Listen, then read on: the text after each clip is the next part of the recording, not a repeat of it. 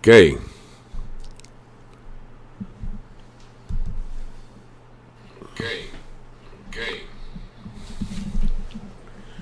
Bien, amigos, buenas tardes. Les ruego un segundo. Bien, amigos, buenas tardes. Okay.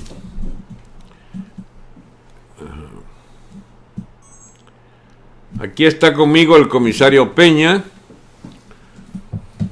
Buenas tardes, Martín, Enki, doctor Hernán, Zamora, Maruvilla. Saludos, comisario, te saludan. Saludos. Un segundo que la están peinando. Ya va. Aquí faltan los amigos de Celo. Ajá. Celo. Buenas, amigos de Radio Shelo, aquí en compañía del comisario Johan Peña para comenzar de inmediato el programa de hoy. Estamos ya directamente en el programa, quédense en sintonía que vamos de inmediato a empezar a conversar. Mira, Johan, para que tengas... El delay es absolutamente normal, porque nosotros vamos a ver lo que se escribe acá, pero nosotros vamos a estar viendo esta cámara, yo. Okay. Esto ha cambiado mucho. Ya veo. Está tecnológicamente avanzado. No dejan de venir 2 días y ya. Ya, el Paolo y el Phantom sincronizan las cosas. Entonces, la vista tuya es acá y estamos saliendo, y acá uno lee los comentarios, pero la cámara es esta para todos los aparatos.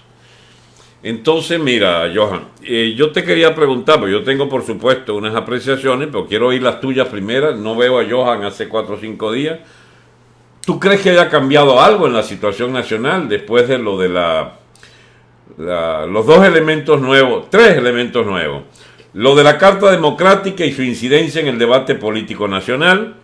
Punto 2, la movilización popular del oeste de Caracas, ya defendiendo las panaderías que quieren cogérselo estos malandros de los colectivos. Y punto 3, esta locura de anoche de Maduro mandar un destacamento militar a invadir un pedazo de Colombia, allá un territorio colombiano, y la salida vergonzosa de ese piquete militar y la repulsa de Santos a esa operación militar, que no se explica de otra manera, sino que es un intento aventurero de Maduro por desviar una atención ahora sobre qué.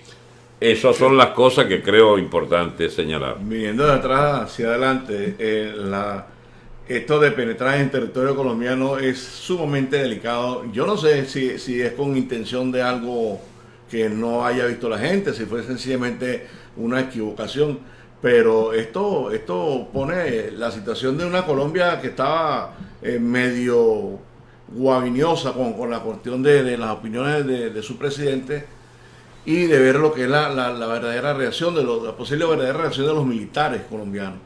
Es peligroso. Porque una de las cosas, el ejército venezolano no tiene ni siquiera la mitad del entrenamiento que pueden tener las tropas colombianas para estar buscando un conflicto, un desgraciado conflicto de esta forma. Lo otro, como tú dices, viendo a la situación interna del país, la protesta de la gente protegiendo pues las panaderías, es la desconfianza que existe en el país, que todo lo que agarran lo vuelven una porquería y nada funciona. Todas estas personas en el interior del país que han visto todas estas fincas, haciendas que han sido ocupadas, y fábricas medianas que han sido ocupadas por el Estado, que lo que queda es el tierrero, que no queda nada, no producen nada. Ahora imagínate tú, encima de eso, el pan. Se acaba el pan en Venezuela, la distribución del pan en Venezuela es para los que ellos le den las ganas, como los CLAP. Estamos sacando ya la cuenta de los 500.000 cajas de CLAP que ellos reparten ante una población de 20 y pico millones de habitantes. ¿A quiénes llegan las benditas bolsas CLAP o las cajas CLAP? Entonces hacen como la situación externa de los pronunciamientos con la Carta Democrática, con la aplicación de la Carta Democrática, ponen a Perú en contra de la canciller, sobre todo, que es la que está insultando, la que han puesto con la daga en la mano. Y ahora le mandan 100.000 cajas de crack para como acallar pues al gobierno peruano, que no digan nada. Mira, somos bondadosos, estamos en el pueblo, sí, eso es lo que dice él. El cura Palmar dijo que era una inmoralidad mandar cajas para afuera cuando Claro, pero es que precisamente lo que quieren a decirle el mensaje pues del régimen venezolano es decirle al mundo de que le sobra la comida claro, para poder regalarla, ¿no? La llamada que hace Donald Trump a la Michelet Bachelet en Chile es también parte de lo que aquí se está hablando en los Estados Unidos, de que ya Venezuela preocupa a muchos países porque lo que están midiendo es el volumen de inmigración. La gente está yéndose del país.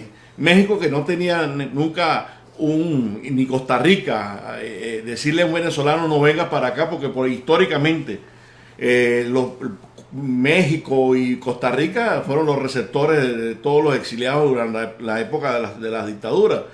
Entonces, incluso César Miguel Rondón nace en México por una de esa expulsión que le dieron a la familia de él. Entonces, fíjate que todo México, ya que no había dicho nada, que es tan cauteloso con su política exterior, ya México se pronunció, le preocupa la situación de Venezuela. Entonces ven que como no hay un árbitro neutro para las cuestiones de las elecciones, ¿de qué elecciones estamos hablando en Venezuela? Venezuela hablan de elecciones, son los que están conchupando, la gente está de la MUD, que de alguna forma les interesa, están convalidando pues la asistencia de ellos como partidos políticos ante un CNE que ya se sabe cuál es su origen, cuál es su destino. Entonces, por otro lado, dentro incluso del entorno chavista, muchos de estos micropartidos, el Partido Comunista, que hoy día ya es un micropartido, también no se prestó a la maniobra porque sabe que van a quedar extinguidos, porque ellos, lo que le quede de militancia lo absorbería el PSUV, pero el Partido Comunista quiere mantener su partido, su nombre, pues por tradición histórica. Entonces, la configuración del país está demasiado congestionada. Ahora le sumamos a esto la crisis del combustible. Las colas y eso es lo que faltaba también. Las colas son horribles en todo el país. Decía, me falta algo, y es eso, el lío de la gasolina es el peor de todo. Eso es lo más importante. Claro. Esa es la peor de las crisis, que no haya gasolina en el país. No hay transporte urbano, extraurbano tampoco. Ahí están muchos 35 autobuses. Estaba viendo un anuncio de prensa. 35 o más autobuses varados en marinas porque no tienen combustible para cargar sus autobuses con diésel y llegar a sus puntos de destino, los que iban a Mérida, los que iban a otra parte. Entonces, qué desastre. Mira, ya creo que esta vez sí se les acabó la mecha pues de que tenían esta gente por quemar. Ya lo que viene pues es que el pueblo decida de una vez por todas, saber lo que tienen que hacer, salir a las calles y reventar esta torta de una vez, porque es que ya no aguanta el país. O sea, no hay comida, no hay pan, no hay medicina, la violencia, no hay gasolina. ¿Qué más esperan? ¿Qué esperan? Dicen que por fin va a haber un paro nacional, pero no porque la gente lo quiera, sino que el gobierno lo obligó. El gobierno lo está obligando a una salida, ¿no? Ahora, pero esta historia, Johan, de las elecciones, la señora Tintori dice, va a haber elecciones. ¿Será que la OEA le prometió a la señora que habrá elecciones? ¿Pero qué podrá prometer cómo hace? La OEA, si amenazaron a Venezuela que le iban a sacar de la OEA, y ya no es la fantochería aquella de que, bueno, que nos saquen. Esa será la muerte de la OEA, decía Chávez en aquel entonces. Maduro, por supuesto, él y yo repite la misma estupidez. Pero en el fondo les preocupa, porque no solamente es la OEA, es el mundo entero que los hace a psiquitrillar. Ya nadie quiere una relación. Es que, mira, en Europa se siente la llegada de tantos venezolanos que no hayan que hacer con los venezolanos que están llegando a Europa de manera ilegal. Porque no solamente los que ya salieron que con papeles, porque sus familiares eran esos españoles que inmigraron en los 40 y en los 50, sino es la cantidad de gente que está llegando sin documentación alguna para radicarse en esos países. Aquí es un gran problema la situación de los venezolanos. Entonces es todo lo que Venezuela ya, el indicativo es que muy pronto tendrán que verse obligados a salir de esta desgracia, porque si no, ya no va a quedar país en ningún lado. Ajá, pero ¿elecciones habrá? Yo no creo. ¿Cuál es el sentido? ¿De qué elecciones hablan? Bueno, que Leopoldo va a ser presidente, sí, Capriles va a ser presidente, Rosales va a ser presidente, Rosales va a ser presidente. Ellos, candidato lo que sobra de parte de la oposición. Y está rezagado Ledesma porque lo tienen todavía encerrado también como Leopoldo. Pero te metas con Ledesma, chicos, Leedesma está preso. Sí, bueno, y Leopoldo preso, también. No, pero que Ledesma no. No sé, chicos, No se ha manifestado. hay algo que ha pasado ahí con Ledesma. ¿Por qué tratan de ningunearlo siendo que es el preso más importante de Venezuela? Yo no soy ledesmista, como podrás imaginar, pero él era alcalde de la ciudad de Caracas, Dios mío, el alcalde mayor.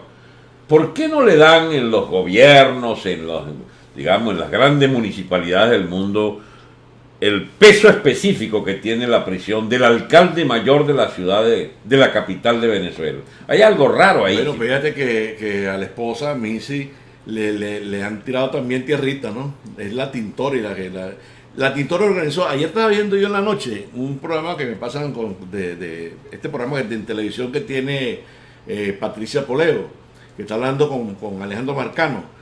La que hace el lobbying, la que dirige las cuerditas de la Tintori, que es una señora que se impone y regañona, y tú no vas, tú no hablas, y tienes 5 minutos porque ya no las llevamos. ¿Quién es esa? Ahí la mencionaron.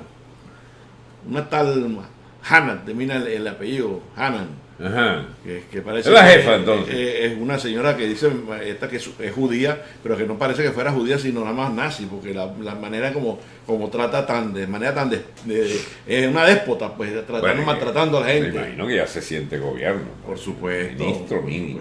Entonces, bueno, usted no puede hablar, ayer usted no participa a la Minsi, es con la Tintori y la cosa.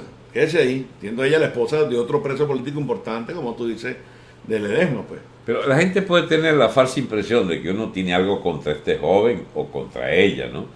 Pero yo no sé si tú compartes esta visión, John. A mí lo que no me gusta es que haya preso número 1, preso número 2, preso número 3. Exactamente. Pero porque si vamos a los presos más meritorios... Es lo que tiene más tiempo preso. Es lo que tiene más tiempo. Por supuesto. A ver, dame la fecha de los hermanos Guevara, por ejemplo, que están en el SEBIN. ¿Cuándo fue que los agarraron a ellos? Ellos caen presos en noviembre, finales de noviembre del año 2004. 2004. Y los de la Policía Metropolitana con Simonove caen un mes después. Un mes después. O sea, son gente con 11, 12 años. 12 años. 12 años. Injustamente preso. Injustamente.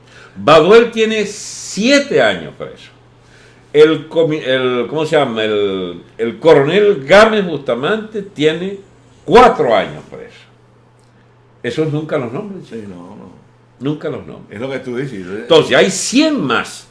Está bien. De esos 100, por lo menos 30 o 40 son nuevos, son presos renovados, sí, de la cuota de 100 y pico que tienen hace menos de un año. Pero es que hay gente de 5, 8, 4, 3 años, chicos, pudriéndose en esas cárceles benditas. ¿Y por qué se centra? Nadie los menciona. Ajá. Entonces, no es que no estemos a favor, o es que le ninguneemos, o es que queramos tener algún género de mezquindad con la cualidad, digamos, de preso político del infame gobierno que se ha ensañado contra este joven Leopoldo López. Pero bueno, chicos, tíramele algo a los hermanos Guevara, que le zumbaron encima el muerto aquel de... ¿Cómo se llama? Del Danilo Anderson, sí, chico, el novio de aquel otro fueron fiscal. Secuestrados, torturados, los tuvieron desaparecidos por más de 8 días sin saber la familia dónde estaban. Habían olvidado a la puerta de la casa. Yeah. No sabían. Entonces esto de la OEA y las 3 señoras, ¿cómo va a estar uno en contra, chico, que le hagan propaganda a John Goycochea, que era, por ejemplo, un gran líder estudiantil hace 4 años, bajó el perfil y ahora aparece por voluntad popular? La esposa del alcalde de San Cristóbal, la hermana de Joe Cochea y la señora Tintori, los 3 de voluntad popular. ¿Por qué? Sí. Si hay mucha gente que no es de voluntad popular, han debido equilibrar un poquito, chicos. No porque yo esté en contra de ninguna de las 3 han debido estar, pero ¿por qué no llevan por lo menos, chicos, a Mixi, por ejemplo, para que sea de otra corriente? Entonces, ¿cómo es esto? Los presos políticos es patrimonio de una organización y ¿cómo se llama? Y la Carta Democrática va a ser patrimonio ahora de voluntad popular. Bueno, entonces les participo lo siguiente. Mal negocio están haciendo, porque ustedes están apostando, señores de voluntad popular, ustedes están apostando a que si hay Carta Democrática es por voluntad popular. Y que va a haber elecciones generales por voluntad popular. Y el candidato deberá ser Leopoldo, que sería de voluntad popular. Yo lamento decirle que Leopoldo sí va a salir de la cárcel, pero porque lo vamos a sacar de allí porque hay que tumbar este gobierno, esta dictadura, esta tiranía a piedra, plomo y candela. Primero, para que pueda salir Leopoldo de esa cárcel, tiene que caer esta mugre de régimen dictatorial. Segundo, no va a haber elecciones. Bajo el chavismo, si las quieren, tienen que esperar 2019, como ya pactó Rosales, que él es candidato, es para el 2019, dice Rosales. Sí. O el Falzón, el compañero de fechoría de él, que es el larense. Entonces, o se calan lo de Rosales, que ya pactó con el régimen, pero parece que también la chita callando, Acción Democrática también como que está de acuerdo. Sí. Usted es para el 2018-2019. Este año no es. Entonces, ¿de dónde saca la señora Tintori que hay elecciones generales este año? Y que van a liberar a Leopoldo con la Carta Democrática. Entonces, no sabe contra quién está peleando usted. A ver, señora Tintori, la amamos. Es usted nuestra excelente embajadora mundial de la libertad de los venezolanos y sobre todo la libertad de su esposo. Muy bien. Pero, si usted dice que va a haber elecciones, ¿en qué se basa? Se basa en que el gobierno va a capitular ante Almagro y ante la OEA. Mire, yo lo dudo, ¿sabe? Lo dudo profundamente. Se basa en que la comunidad internacional va a imponer esas elecciones. No puede. No puede porque le basta a Venezuela el simple hecho, Venezuela es un decir, le basta a esa piltrafa de gobierno decir que se van de la OEA o aceptar que son expulsados. Tú pasaste por encima, Johan, y es bueno a veces aclararle a la gente las cosas, de la posición de México. México puede ser solidario con nosotros los venezolanos, pero diplomáticamente, México no moverá 1 milímetro su posición histórica de no aceptar imposiciones de ningún organismo internacional. Recuerda que México fue el único país de América Latina que jamás rompió con Cuba. Sí. Mantuvo el canal diplomático y el reconocimiento diplomático a la dictadura castrista en las peores épocas. A cambio de eso, México nunca tuvo problema de guerrilla castrista. Nunca. La que la tuvo ahora del subcomandante Marco y todo eso, esos son unos evangélicos que están ahí montados. Y bueno, ellos por su cuenta hicieron su guerrilla, pero Cuba no tenía que ver con esa guerrilla de Champa. Porque fiel a la palabra empeñada de los Castro, hubo una vez alguien que le preguntó al canciller mexicano, te estoy hablando del año 64-65. Yo estaba chiquito todavía, pero yo recuerdo haberlo visto, que alguien le pregunta, pero ¿usted entonces no piensan sancionar a Cuba?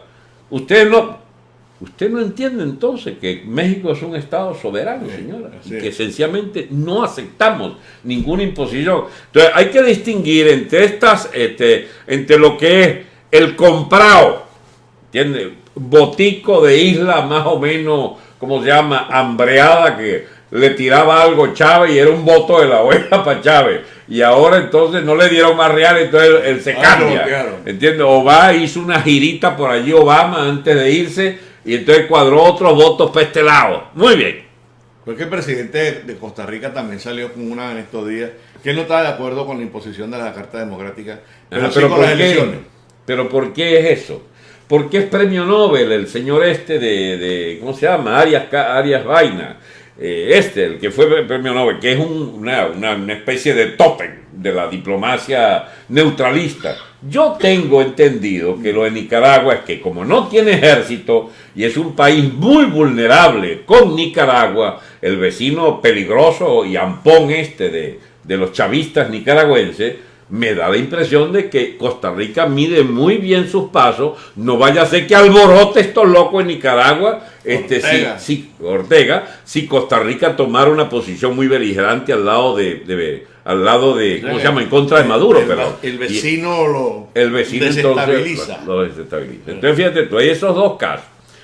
Colombia era el caso de una nación que viene jugando como para su propio interés, porque tiene un proceso de paz con Castro y con la FARC, y Maduro es una especie de testigo, y todo ahora sí yo no entiendo, porque habrán presionado en el atascamiento que tiene el proceso de la paz colombiana y el ascenso del uribismo, y hay las posibilidades reales de que sea derrotada la política de Santos y devuelto todo el proceso colombiano. Yo no sé, chicos, ahora a mí no me cuadra lo de que mande Maduro una provocación militar en la frontera. te confieso que eso me dejó, digamos, sorprendido, porque no cuadra. Entonces les tengo una sorpresa, es que las cosas nunca cuadran así como uno quisiera. Hay intereses específicos de cada cual. Hay un ajedrez político, geopolítico de la zona y del mundo que sencillamente toma sus tiempos y hay razones de cada país para actuar de una u otra manera. México, por ejemplo, que es militante por la independencia absoluta de México, eso tiene que ver con la historia.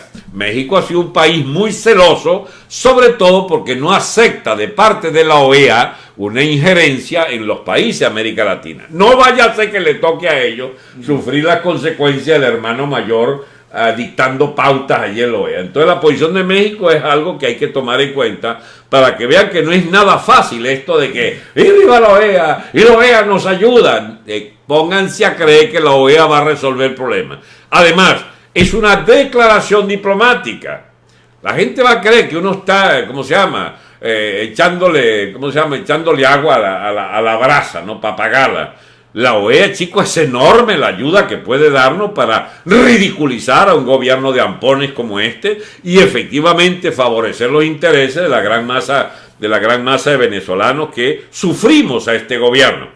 Pero no se entusiasmen más allá de la cuenta, porque entonces empezamos a depender de que, y la OEA, y ya viene la OEA no puede ir, porque para poder ir tendría que tener una fuerza militar propia, una coalición de países que intervenga, porque a estos bichos solo usted echándoles tiro los puede obligar a algo.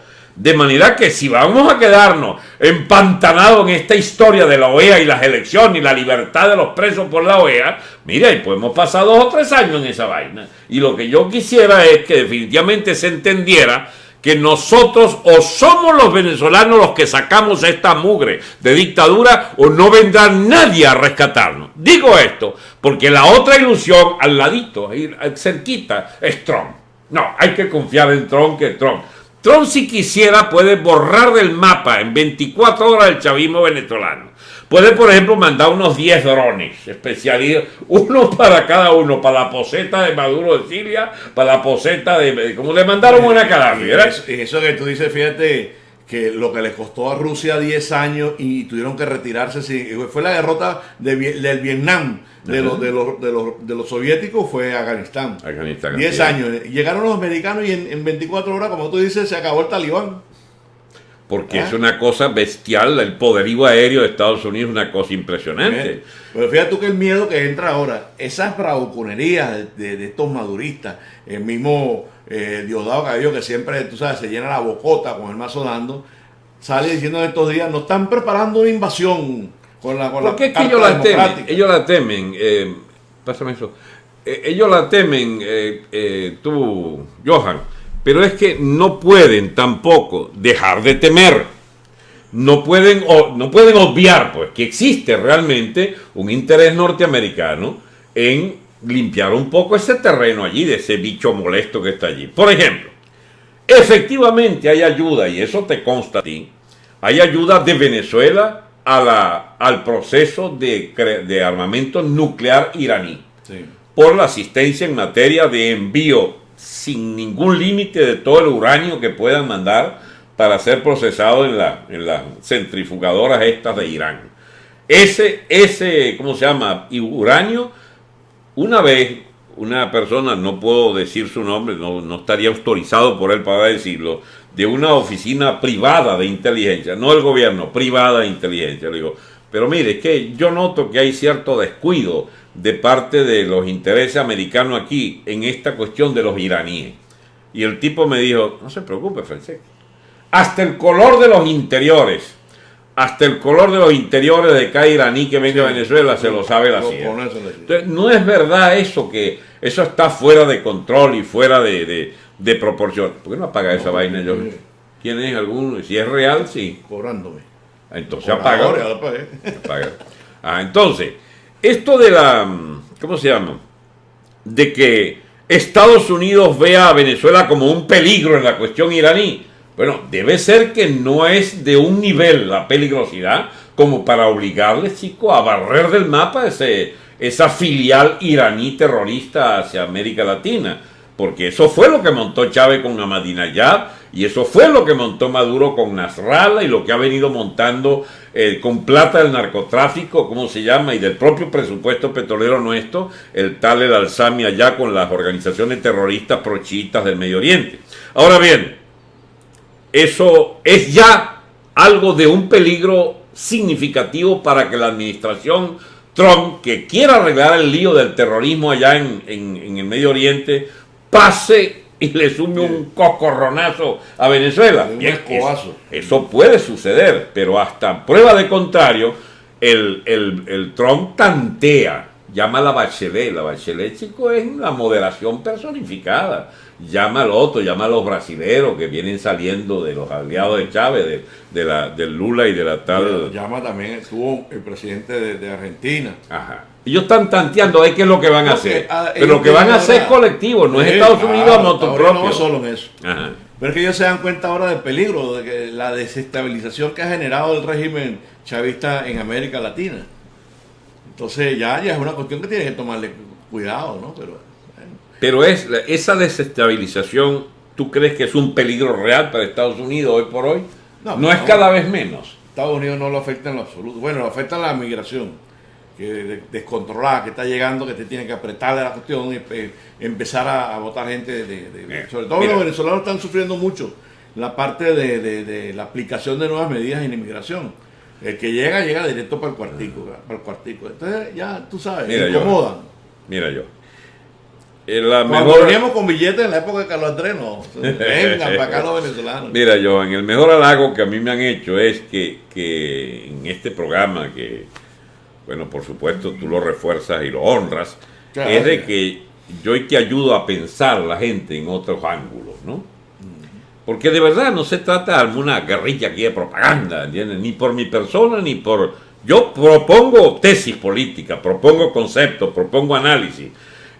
Sobre todo, digamos, enseño, es una palabrota, digamos, trato de que la gente sea muy crítica respecto a los liderazgos actuales, por la sencilla razón de que nos han llevado a 18 años de desastre y torta. Muy bien, pero cuando se habla de la situación internacional, chicos, yo me precio de quererle decir a la gente cosas que desmontan los mitos, sobre todo. El mito, por ejemplo, Venezuela va a recibir una ayuda importante de Trump. No sé, chicos. Entonces yo más bien quiero crearle la duda de que los intereses pragmáticos de la política norteamericana, ojalá de verdad, chicos, supieran de nuestras urgencias. Pero tú sabes también lo que toma en cuenta el Trump, que se está enterando en Casa Blanca de cómo es la cosa, sí, que está tanteando el terreno una vez que ya tiene 2 meses y empiezan los burócratas del Departamento de Estado a explicarle cómo es que es la vaina. Porque los candidatos son una cosa, que llegan por allí con unos planes, ¿cómo se llama?, audaces, etcétera. Pero cuando pisan el terreno de que tienes aquí un maletín del botón nuclear para poder borrar 2/3 del mapa del planeta en cuestión de 10 minutos, cuando te vienen los peligros reales de complicaciones políticas internas, si tú tomas una decisión equivocada, todas esas cosas, digamos. Entonces el hombre va moderando y empieza agarrando mínimo. Ya se ha visto. Ya se ha visto. Este programa de Obamacare. El Obamacare fracasó la propuesta de él, que llegó en esa avanzada que él hizo electoral, igual que la inmigración, igual que el DACA, igual que una serie de cosas que ha tenido que ir frenando. Porque es que hay el establishment, lo que llaman el establecimiento, o sea, Washington como sociedad, como sociedad de burócratas mañosos de 10, 20 y 30 años, chicos, buscándole la vuelta para frenar el ímpetu del recién llegado, que como toda escoba nueva barre bien o quiere barrer, pero dice, mira, ya va, aguántese un poquito ahí, compañero, porque esto no es tan fácil. Entonces, fíjate, la cuestión venezolana, una vez más, estamos de una manera, chicos, pero caramba, calamitosa, ligados a la cuestión cubana. Lo de Cuba iba en manos de los demócratas tratando de hacerle toda clase de concesiones, sí, a las piltrafas, a los cagalitrosos estos, hermanos Castro, sin ninguna ganancia. Pero es que la ganancia era, por primera vez, a que, bueno, Estados Unidos se preparaba para que la caída del régimen fuese en paracaídas. del régimen por tanto es así que se murió el primero, el más prestigioso, el par de cagalitrosos Castro, se les murió en medio del proceso de la apertura y de la eliminación del bloqueo. Muy bien. ¿Qué es lo que quiere Estados Unidos? Bueno, que Cuba no le estalle, chicos. Porque el estallido de Cuba sí es verdad que se convierte en un problema de política interior, sobre todo. Fíjate tú que ya desmontaron la ley aquella de pie seco, pie mojado. ¿Entiendes? Es decir, que los cubanos que antes llegaban, caramba, residencia automática y perspectivas de ciudadanía. Bueno, eso se acabó. Cubano que llegue, te envainaste, te tratan igual que un paraguayo, igual que cualquier otro latinoamericano. Si lo puede echar para atrás, lo echan. Y si lo echan para atrás. Entonces. Pero fíjate tú que los que están trancados en la frontera, en Nicaragua, en Costa Rica, en Colombia, en Panamá, tan ese poco gente cuando hablaron de esa política o sea, ya no era venir en balsa, sino buscaron otro destino a través de Venezuela, a través de Ecuador, Colombia, Panamá y por ahí Centroamérica. Ahora, ¿por qué habían tanto? Demasiado. Pero ¿sabes por qué habían tanto? Porque venía el fin venía el acercamiento y sabían que venía un cambio de política, un cambio de leyes. Allá lo que llaman Radio Bemba en Cuba, que como no existen los medios de comunicación ni las redes sociales, entonces el Radio Bemba. Entonces, hay que apurarse. Hay que apurarse porque aquello lo que viene candela, nos van a sacar a todos. Entonces empezaron a brincar la cerca, ¿no? Entonces fíjate, pero ¿qué es lo que está detrás de esto? Incluida la Radio Bemba cubana.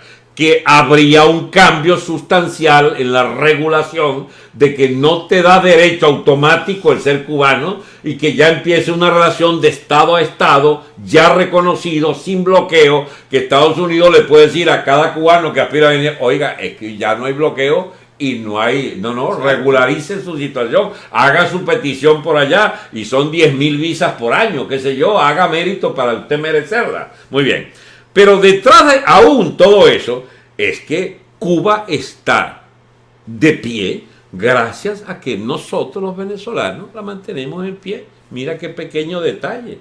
¿O es que la gente cree que Cuba sobrevive por otra cosa que no sea la plata nuestra? 18 años. 18 años pichando, pero no cualquier cifra. Es la cifra que permite que aquel país camine con nuestra gasolina y con miles de millones de dólares que se le han dado a estos vagabundos del Partido Comunista. Nunca se va a saber lo que Venezuela le ha dado y le está dando. Y le sigue dando. Con ese plan el barrio adentro. Nosotros pagamos con médicos, ustedes nos pagan con dólares. Entonces, de los dólares que recibe Cuba por la asistencia médica, supuestamente, de los cubanos que están allá, ese cubano lo que recibe simplemente es el 10%. Sí. O quizás hasta menos. Entonces, ¿cuál era? O sea, es un régimen, lo que tienen el venezolano que entenderlo, que cuando hablan de un régimen totalitario, es ese tipo de totalitarismo.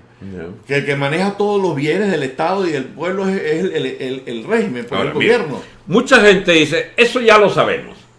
Sí, pero vamos a volver otra vez sobre el tema. Ustedes sabían que si cae Maduro, Cuba entra automáticamente en emergencia, entre otras cosas por las medidas que hay que tomar desde un gobierno soberano en Venezuela que corta a los 10 minutos, corta el flujo de petróleo hacia la dictadura cubana. Pero, ¿y el oro? ¿Cuándo lo van a devolver? Bueno, ¿Se perdió? No se perdió, puede haber un estado de guerra. ¿Será que invadan a Cuba y vayamos no invade, pero esas son el oro que nos tienen robado y secuestrado? A mí me parece que el grueso de todo eso ya se perdió, efectivamente. Está perdido. Pero lo que sí se puede perder más todavía es que cada venezolano entienda, pero por textos escolares incluso, desde los niños, no se puede hablar de ideologización ni nada. Desde kinder se les enseñará que una caterva de ampones entreguistas de Venezuela que resolvieron hacernos colonia de una dictadura peorra y de cuarta categoría, que sin embargo se permitía dirigir toda nuestra economía, toda nuestra política, nuestra seguridad interior, y que sobre todo hubo que financiarla con la comida de los venezolanos y el combustible de los venezolanos. Y eso, los representantes de eso, que son fulano, merecerán, chicos, digamos, el desprecio de la nación venezolana. De manera que un muchachito que lea una historia de Venezuela dentro de 20 o 30 años, no se le vuelve a ocurrir creer que esta escoria roja puede tener derecho a gobernar Venezuela ninguna vez. Porque es algo así como carajo, que me perdonen los españoles. Es como que vengan, digamos, en la época de Guzmán Blanco, en la época de Gómez. Aquí estamos nosotros los españoles que venimos de nuevo a dirigir esto. No, ya va, momentico. Te nos costaron una guerra de independencia, justa o injusta, pero nos costaron demasiados muertos. 1/3 de la población murió y ustedes ya no pueden gobernar aquí. Bueno, una sensación parecida a esa tiene que quedar establecida, ¿bien? Respecto a que la hipótesis de que el chavismo pueda y que existir como alternativa de poder tiene que estar sepultado, chico, por una tonelada de hormigón en la cabeza a quien se le ocurra pensar esa estupidez. Porque el daño que se le ha hecho a la nación venezolana de parte de estos malandros, chicos, de parte del malandraje castrista y de parte de sus agentes, espías, esbirros, cigüices, acólitos, piazos de loco, ¿entiendes? Dependiente de esa metrópoli comunista. Esa vaina no las tienen que pagar, chicos, por décadas y décadas. Entonces, el cálculo norteamericano, mi amigo, lamento decirlo, el cálculo del señor Trump es, caramba, pero si cae muy rápido Maduro y si cae muy rápido el chavismo en Venezuela, ¿quién surte la gasolina para Cuba? No solo eso, sino que ellos también están examinando lo que sucedió en los países árabes con la salida de Hussein, con la salida del libio Gaddafi, que después de ahí lo que se formó fue tremenda rochela. Entonces ellos están pensando que fue peor el remedio que la enfermedad. Entonces están como más, tú sabes, actuando con más cautela política. Vamos a examinar bien la cuestión, vamos a averiguar bien en estos países qué opinan, por lo menos en Brasil, que sacaron a la Rousseff. ¿Qué piensan en Argentina, que ya los Kirchner están jugados? O sea, ¿quién es una decisión común? Exacto. No me vayan a echarse muerto a mí solo, dice, para mí no, dice Trump. Así es. No, y es que él está embraguetado, con que lleva tantos años de guerra, 12 años lleva Estados Unidos involucrado o más, con la guerra en el Medio Oriente. O sea, sus soldados, sus tropas no han salido del Medio Oriente, están ahí todavía. Y eso le ha generado a este país un desgaste tremendo, no solamente en lo económico, en lo militar, sino en lo humano.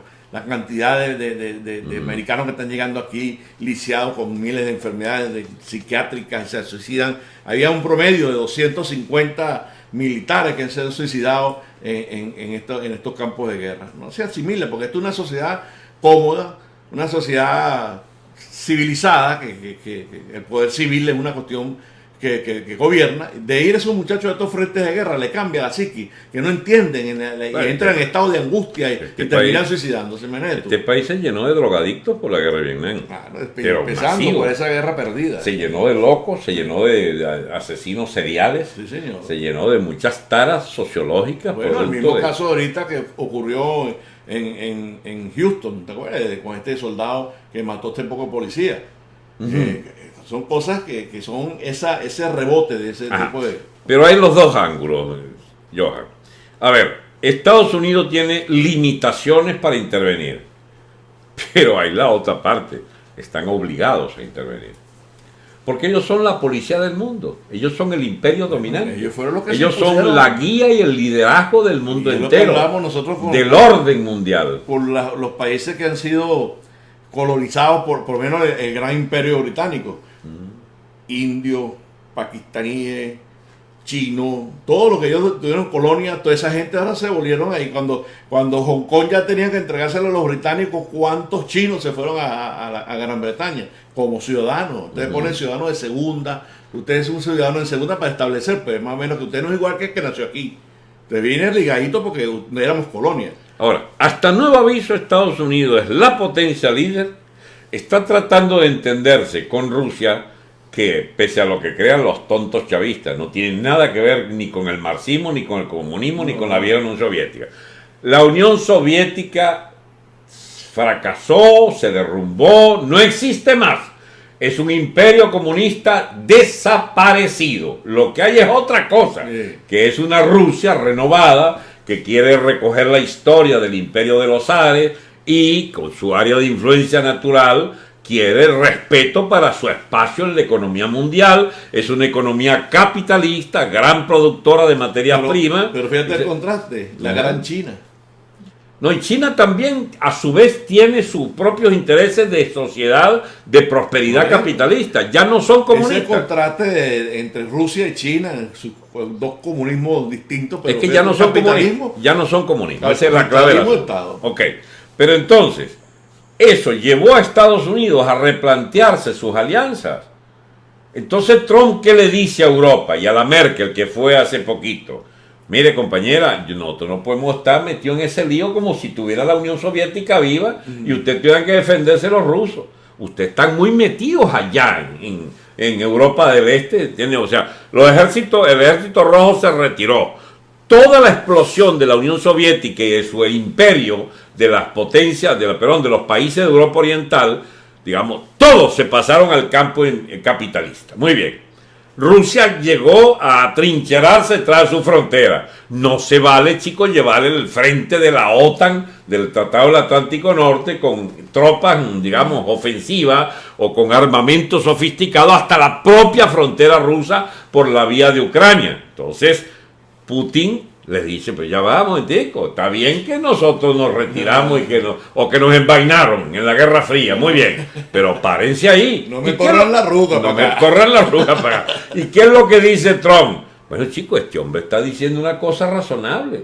Nosotros nos interesa entendernos con Putin, el socio capitalista del imperio ruso, y nuestro problema no es Putin, nuestro problema es la competencia de la industria europea, de los bancos europeos, de los bancos chinos, de los bancos japoneses. Ellos están tratando de reequilibrar la economía mundial donde Estados Unidos no siga perdiendo el riadero que está perdiendo, chicos, porque tienen que sufragar las deudas impresionantes del aparato militar para defender una Europa. ¿De quién? Porque no pueden imaginarse los europeos que las defienda de Rusia o del comunismo, porque el comunismo ya no existe. Y la política de Putin no es agresiva, es una política de defensa de sus estrictas fronteras rusas, Dios mío.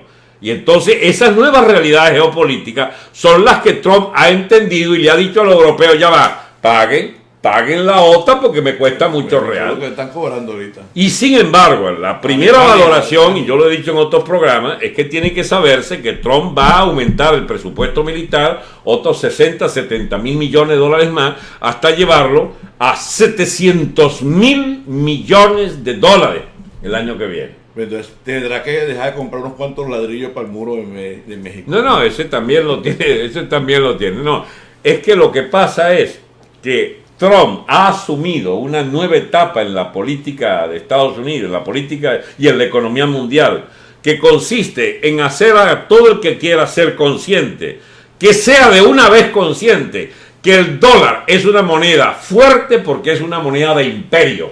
Es decir, la fortaleza del dólar no son las exportaciones o importaciones norteamericanas, ni siquiera que deban o no deban mucha plata, porque la deuda de Estados Unidos en estricto sentido es totalmente distinta. Nosotros debemos, chicos, 100 mil millones de dólares, y estamos, Dios mío, caramba, nos pueden esclavizar si le da la gana. Estados Unidos puede deber el equivalente a lo que debemos nosotros, pero en billones. Multiplicado, más, debe 22, con China, 22 trillones de dólares debe Estados Unidos, y sin embargo eso no es problema, porque el dólar es moneda del mundo, respaldado por 700 mil millones de dólares en presupuesto de guerra, es decir, de despliegue militar y de instalaciones militares y de posibilidad de intervenir en guerra. Esas cifras son las que permiten a Trump, digamos, hablar como un bocazas sobre qué carajo lo que tiene que hacer el mundo, porque tiene que respetarle esa hegemonía mundial. Entonces, tú escoges, o estás de acuerdo con estos tipos, porque esa es la realidad, que esa es mi tesis. El gobierno de Venezuela futuro tiene que pactar con este tipo, pactar con la economía americana, pactar con el área dólar. Nosotros somos del área dólar y necesitamos estar integrados a la economía norteamericana y articular una exportación de materias primas y de equipos y de materiales que puedan fabricarse en Venezuela, una cooperación energética tomando en cuenta que los petróleos del Medio Oriente son cada vez más inseguros por las guerras intestinas, etcétera. Es decir, nosotros necesitamos ser parte del sistema dólar, que estos locos siguieron estando con algunas de las ventajas, pero con todas las desventajas que le dio ser beligerantes y bocones contra Estados Unidos. ¿Y quién te va a ayudar si tú andas en guerra todos los días verbal, echándole peste a los Estados Unidos? Por un lado jalan bola y por otro lado están atacando. Entonces, ¿cuál es la tesis? que nos acerquemos a la política norteamericana, a la geopolítica americana, que entendamos que esa economía líder del mundo, debe poder favorecernos, y que hay que más bien meterse bajo la sombra de ese samán y no con esta estupidez de los chavistas maduristas. Resultado, todo esto para decir, mis amigos, que los cambios que hay que hacer en Venezuela son no solo posibles, sino necesarios, porque el modelo madurista chavista no solo se agotó, es totalmente contraproducente, es una soberana idiotez mantener la beligerancia contra un gobierno como el de Trump, que lo que espera de una nación como Venezuela es sencillamente, chico, un mínimo de solidaridad continental o de solidaridad con su liderazgo mundial. Eso no es ninguna concepción pitiyanqui ni nada por el estilo. Yo no conozco al primero que coma con soberanía. Dame mi plato de soberanía el día de hoy. No, mi plato de independencia. Las realidades del mundo contemporáneo es que tú eres tan independiente como pueda ser tu economía de producción de alimentos, de producción de energéticos. Cuba, con toda su vocinglería, es un puño hablador de bolsería, porque viven de las dádivas del mundo, y en particular de las dádivas. Ahora, claro, si se consiguen unos venados, unos imbéciles como Chávez, como Castro, como Maduro, que costean eso y se permiten ellos darnos órdenes. O sea, nosotros damos los reales, ellos dan las órdenes de allá para acá. Es una vaina rarísima, chico, ese modelo de los chavistas. Bueno, todo esto para decir, mis amigos, lo que se está derrumbando es el chavismo, lo que va para arriba es el modelo de Estados Unidos bajo la égida imperial de Trump, y nosotros tenemos que tomar en cuenta esas realidades. Y no es que esperemos de Trump una beligerancia y un choque, no es que la OEA pueda darnos un nuevo gobierno, porque eso dependerá de nuestra capacidad para sacar esta mugre del poder, porque si no lo sacamos nosotros, nadie va a venir a sacarlo por nosotros. Fíjate que lo que viene ahora con las elecciones del 2 de abril en Ecuador, tú ves el rechazo de todos esos países que han sido víctimas del madurismo venezolano, que tanto en Colombia como en Bolivia, como en Ecuador, en Argentina, cualquier país que han tenido elecciones, la vocifería de la gente en la calle, cuando gritan todos ahí que no queremos una dictadura como la de Venezuela. Eso es común en todos estos países. Que es sinónimo de hambre. Hambre. Y eso es lo que. Entonces, en lo interno, a eso voy. En lo interno, tú oyes todavía personas mayores, opinando en las calles.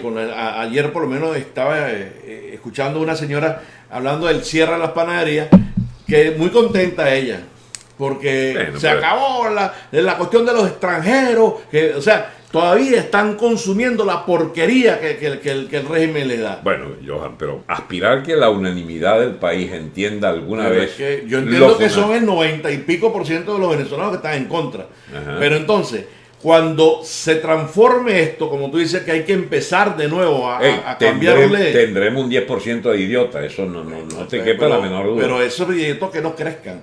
Porque el problema que tuvo Nicaragua, que vuelve el sandinismo. ¿Sabes por qué, no?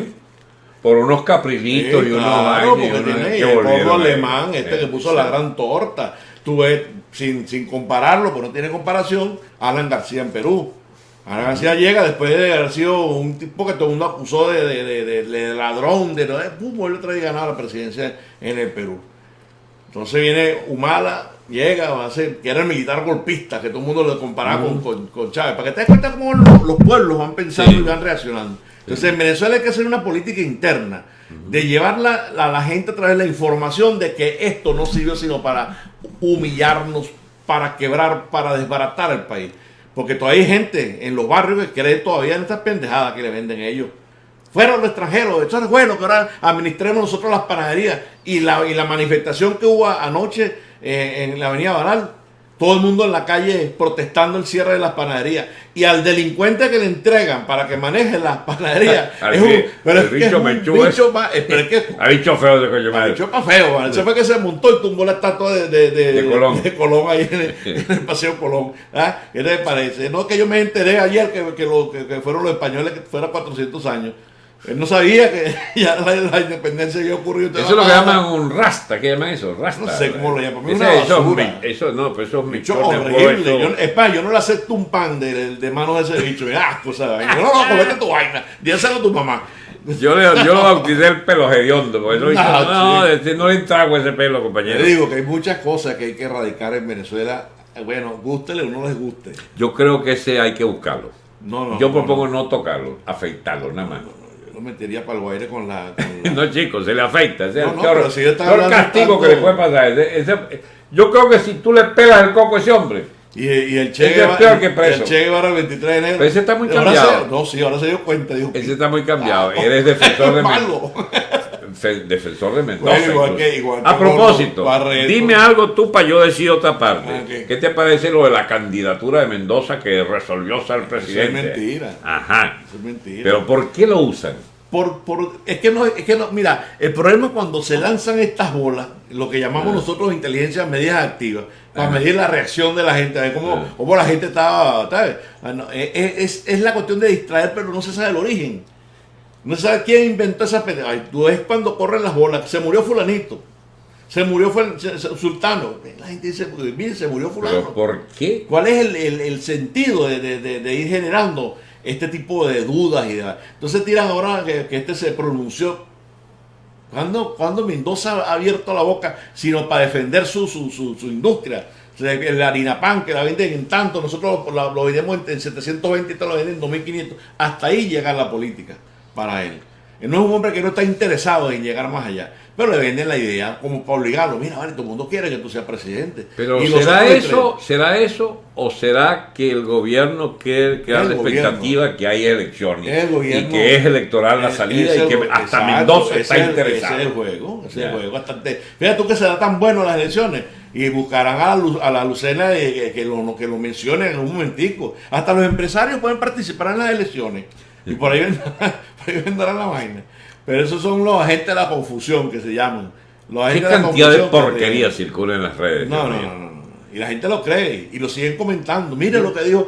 Antes de esto salió un artículo que la gente pone, he llorado escuchando lo que dijo Mendoza y lanzan todo eso corrió por todas las redes.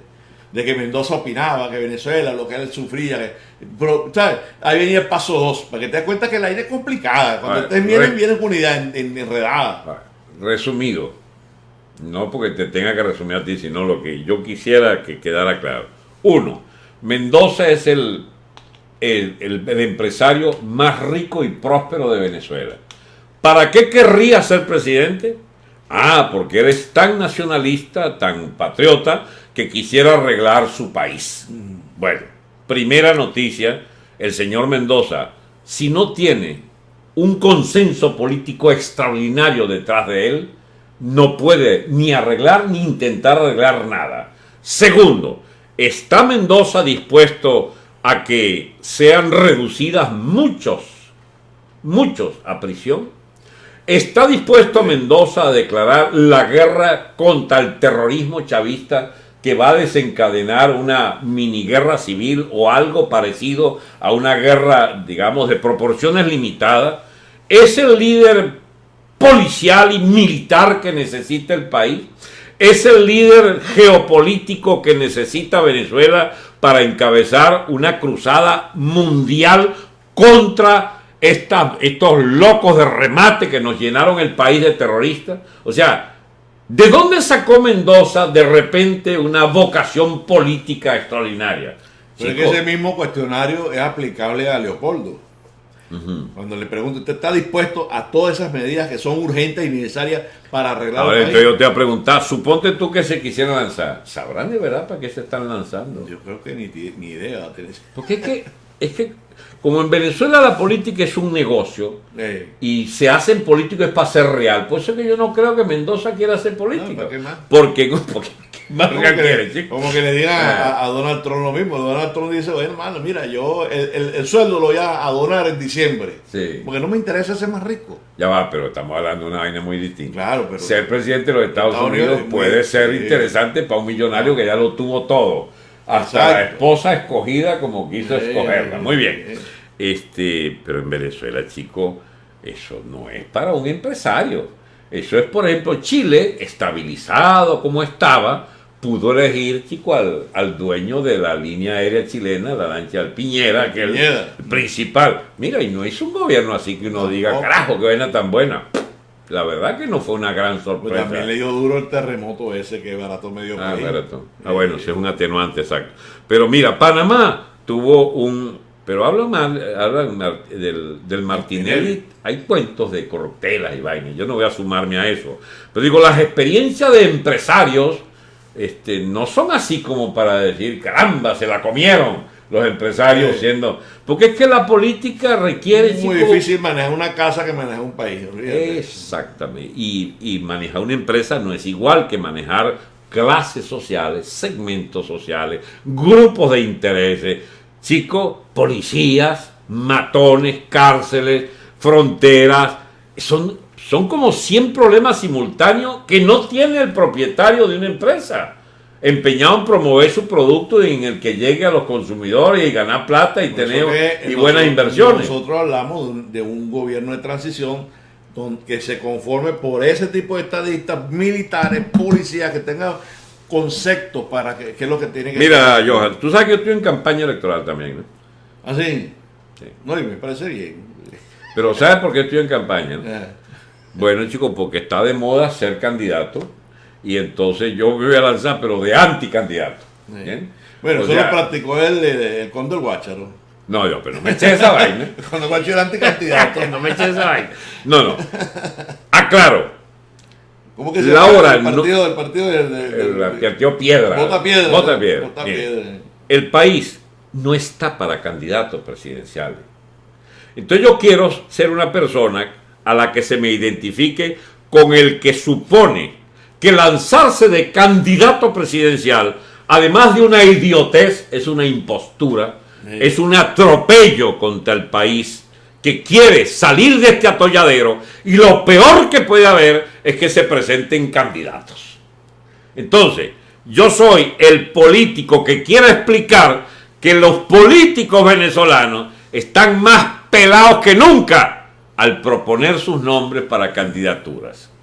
Entonces, es una, ¿cómo se llama? Una candidatura distinta a la mía. Sí. Ahora, segundo. Antimateria. Segundo, la dirección que necesita Venezuela es de un equipo de gente dispuesto a ser casi como tabla rasa, chico, respecto al anterior estado, a este estado, de delincuentes, de falsificación de estadística, de sistema de oprobio ideológico, de sometimiento a dictados de un partido. Es decir, el borrón y cuenta nueva es prácticamente un estado nuevo el que se necesita. Como todos los candidatos son de este estado y creen que las soluciones son el mejoramiento de este estado, y los más audaces lo que quieren es volver a la etapa de la cuarta. Como yo propongo borrar la quinta porque viene de la gangrena de la cuarta, y esta es la propia gangrena de la república, como propongo es una nueva república, entonces de verdad como que hay que terminar de sepultar esas ambicioncitos, chicos, esos ambiciositos que andan planteando los venezolanos, que ellos son la salvación. Aquí no hay salvación de ningún hombre, de ningún mesías, de ninguna cabeza que no sea la cabeza de alguien que habrá que buscar, pero en simbiosis con otras 15 o 20 o 30 cabezas, porque es un equipo el que tiene que dirigir el país. Alguien que, bueno, entonces ponemos al más meritorio, al mejor hombre de letra, al artista más simpático, pero la política es la de un equipo de alto calibre intelectual. Es decir, tú confías que, por ejemplo, tú, por supuesto, me vas a decir que sí. ¿Tú crees que tú puedes dirigir la policía de Venezuela? Yo llamé a un conjunto de policías, porque el trabajo es pesado. Ok. Te pregunto, ¿a ti te va a llamar Caprilito para que hagas eso? Para empezar, que ni lo conozco. Bueno, me conocí una vez en una esquina ahí el día de ese incidente que yo te conté que te sorprendió tanto de 2 muertos. Entonces, Peña, los que llamen gente como tú o como yo, ¿Y para qué me lanzo yo? Por ejemplo, ministro de la industria avícola, o qué sé, a lo mejor me gusta la industria avícola. Porcina, vacuna. No, yo sirvo para varias cosas del campo, muy bien. Pero también puedo servir, chico, para ayudarte en el Ministerio de la Policía, ¿entiendes? Del Ministerio de Seguridad Interior. De Seguridad Interior y de Seguridad Exterior. Entonces, a mí me provocaría ser, chico, una persona de ese equipo. Pero, porque es que el problema... pero déjame terminar, es que no me dejas terminar lanzar mi vaina, mi candidatura. Dale. Es que yo creo que, chicos, todos esos muchachos lo que tienen es un puño de vivos atrás viendo ver cómo se cogen el Estado para ellos, chicos. Para traficar con los intereses del país, para cogerse las bóvedas del Banco Central, para cogerse los bancos oficiales, para cogerse la finanza y el control de cambio, para cogerse los créditos, digamos, blandos, para cobrar, ¿cómo se llama? Para cogerse la condonación de las deudas del sector privado. Es decir, ahí hay muchos bandidos, chicos, detrás de esa. Ahí hay muchos bolichicos financiando esas candidaturas, chicos. Mucho bandido de Banesco, del BOD. Hay mucho boliburgués detrás de esa candidatura. Y entonces yo le quiero decir a los compatriotas, carajo, desconfíen de todas estas candidaturas que funcionan en base a encuestas, de pronósticos autocumplidos de que fulano es el hombre, de que fulano es la mujer. La única mujer que vale la pena, digamos, postularle es María Corina. Y yo le tengo una muy mala noticia a María Corina. Ella representa lo más sano del país, que no puede estar representado en esa piltrafa de política que nos han venido, digamos, con la que han venido traficando todos estos liderazgos de bolichicos, boliburgueses, traficantes, clientelistas, digamos, actores de esa política de pacotilla que ha visto la luz en todos estos 18 años. De manera que, salvando aparte a María Corina, yo no voto por ninguno de estos políticos porque todos son hijos de la vieja manera de concebir el Estado venezolano y de pretender que las soluciones van por entenderse con Maduro y entenderse con el chavismo. Porque ninguno lo oigo yo decir que hay que barrer esta mugre de la política de los rojos de Venezuela. De que, por ejemplo, hay que ilegalizar esos carajos porque es que esos se van a alzar al día siguiente. Y más vale, chicos, picarles adelante. No, usted no va a parar. Usted tiene 18 años de imponiendo lo que le da la gana. Entonces ahora aguántese. Por lo menos algunos años en que usted no tiene derecho a opinar más nada. Porque usted impidió que el país se pronunciara sobre 100 materias importantes. Que hablamos de Ortega en Nicaragua. Ajá. Lo dejaron seguir hablando. Y están, se impusieron y manejan el país como le da la gana. Ahí lo vuelven a reelegir otra vez. Igual que eso fue el origen de Chávez, decir que la candidatura era eterna. Eso antes no era así y no puede ser así. Bolivia la practicó, sí, la presidencia. La practicó en Bolivia, Ecuador también la agarró, pero se dio cuenta este hombre, que Correa, de que es muy duro seguir siendo presidente de un país que lo odia. Entonces el odio en aumento. Entonces igual que la gran torta que hicieron en Colombia, de esa cuestión de la reelección, es como yo creo que el sistema anterior en Venezuela, eres presidente esta vez, pasa un periodo para que vuelva a torta, no puedes repetir continuamente, a menos que seas muy bueno. Pero es que también Uribe era bueno, un buen presidente. Entonces lo eligieron 2 veces, ya no puede seguir siendo tercera vez, como que George Washington fue como 6 veces presidente y ya te digo, no, ya está bueno, ya está bueno. Ahora mira, yo sigo con mi tema. El tema nuestro es que nosotros sí aspiramos a ser parte de ese gobierno, ¿bien?, de reconstrucción del Estado venezolano. Yo estoy convencido en eso y por eso estamos en esta lucha. Y estamos encampañados para que, no para que nos tomen en cuenta, porque hay una diferencia con los candidatos, es de que nosotros aspiramos a producir los hechos que nos lleven a la jefatura del Estado. No necesitamos ni dineros de los bolichicos, ni de boliburgueses de Banesco, ni necesitamos el visto bueno de la burguesía guisadora, ni necesitamos menos de la autorización de la Tibisay y su CNE y sus leyes tramposas. La cual maneja Jorge Rodríguez. Exacto. Nosotros lo que sí necesitamos es que el país entienda que hay una divisoria de agua, que entienda que lo que hay que hacer es una ruptura completa y total con estos pasados que implican la quinta y la cuarta. ¿Por qué digo la cuarta? Porque lo de la cuarta ya no podemos vivirlo.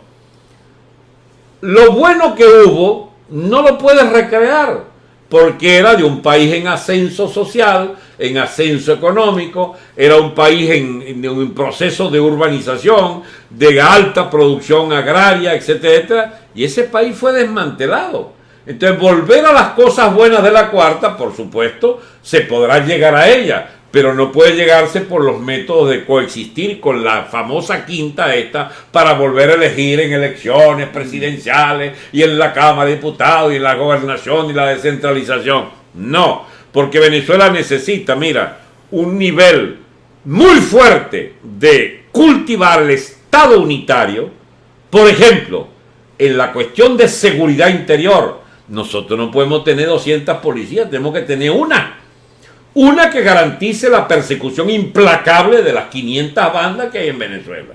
Nosotros necesitamos una sola conducción policial del Estado venezolano para controlar la frontera, chicos, y aniquilar todos los operativos guerrilleros de las guerrillas colombianas y de las guerrillas de narcoterroristas y de contrabandistas.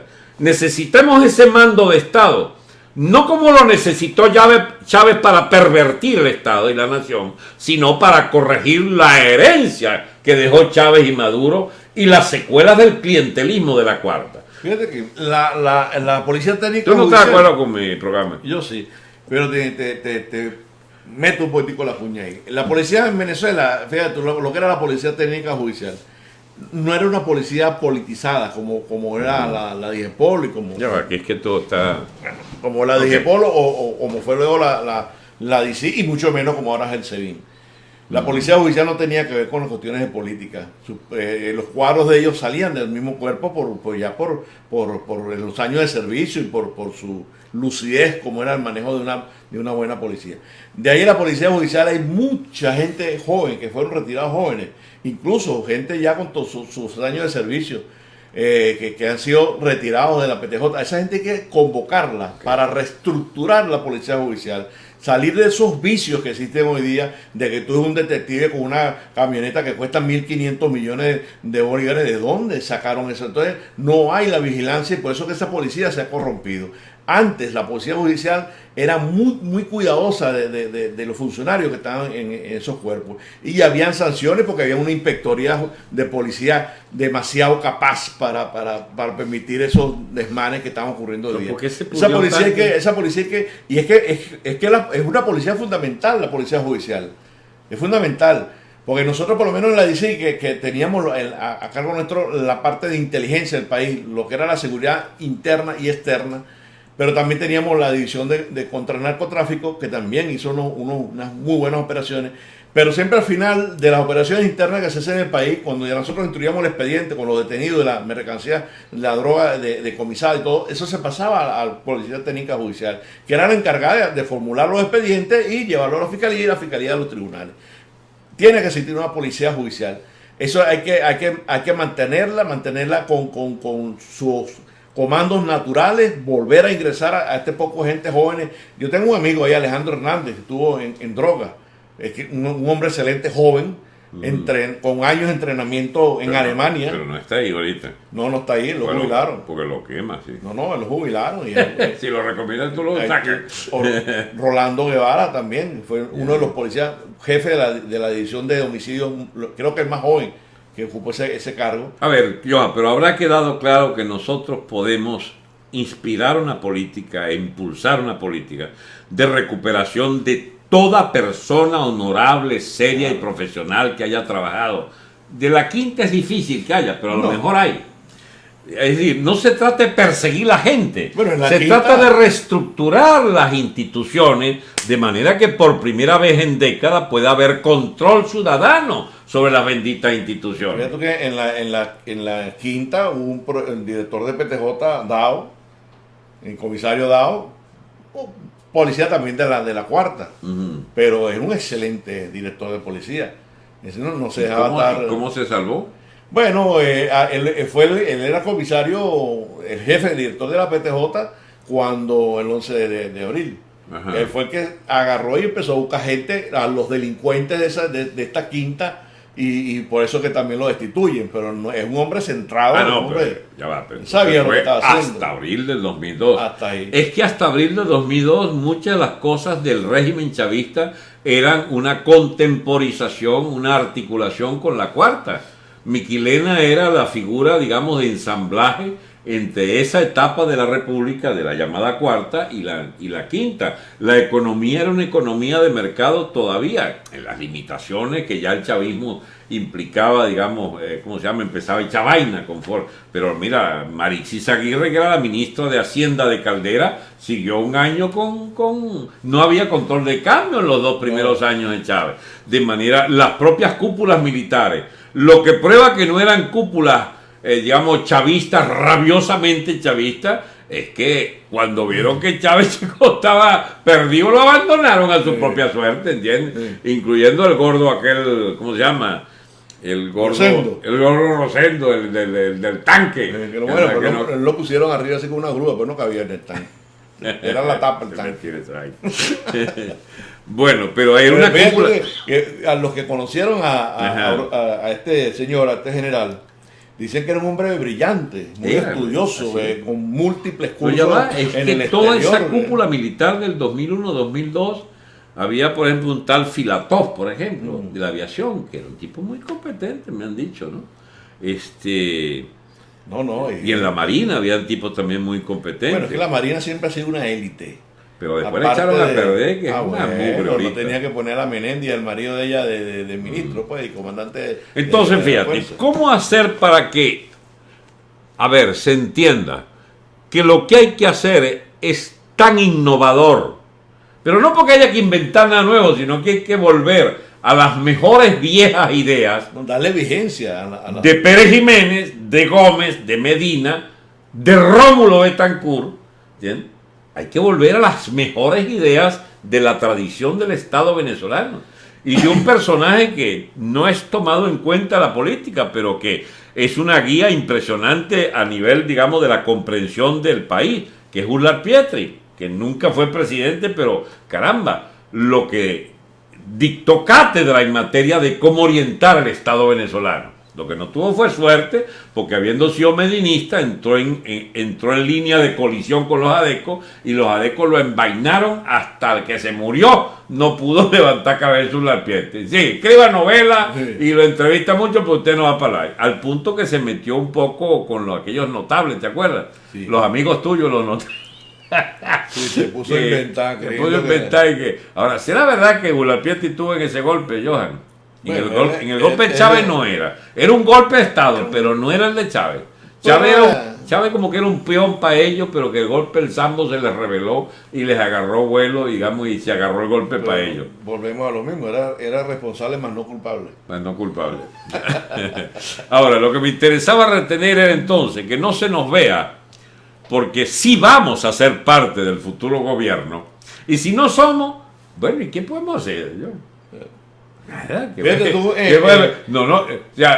¿quiénes han invertido en nosotros? Que yo sepa, nadie va a perder un solo bolívar en nosotros, como pueden perder más de un bolichico apostando a estas figuritas nuevas de la política, que pueden perder unos reales, porque carajo, mira, gente como nosotros se encargará de demostrarle ante el país que los bicharracos que han saqueado Venezuela no pueden estar como los titiriteros manejando los políticos en la nueva etapa de Venezuela. Esa vaina, ahí sí es verdad, mano, que no, tendrán que matarme, y a ti también, para que no digamos la colusión, digamos, cómo están decoludidos, los intereses de esos bolichicos y de esa peste de la boliburguesía que sostuvo y que fue beneficiaria del chavismo todos estos años, y que está detrás de factores importantes de la MUD para seguir en la manguagua. Entonces, no, chicos, hay que pararlo en seco con la denuncia y hacerle un estado de conciencia al país de que hay que romper con esas prácticas del clientelismo y de hacer de la política, chicos, la agencia de grupos de guisadores privados. Esa vaina es inadmisible. Fíjate que yo tengo